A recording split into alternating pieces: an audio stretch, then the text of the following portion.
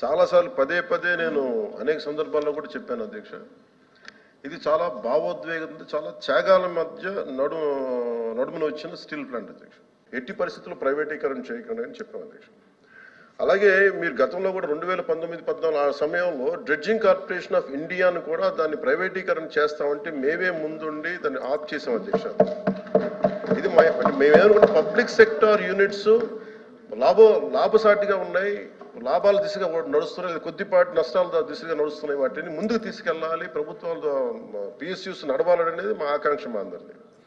When it comes to Vizag steel plant, we are extremely committed not to privatize. ఇది మా అందరి commitment అధ్యక్ష.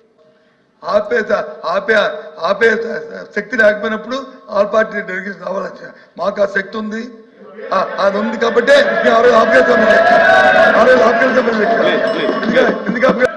ఆ రోజు కనుక నిజంగా మనసు త్రికరణ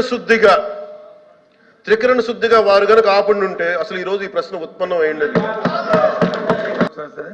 అలాగే పవన్ కళ్యాణ్ గారు కూడా ఆయన కూడా బాగా వ్యక్తం చేశారు.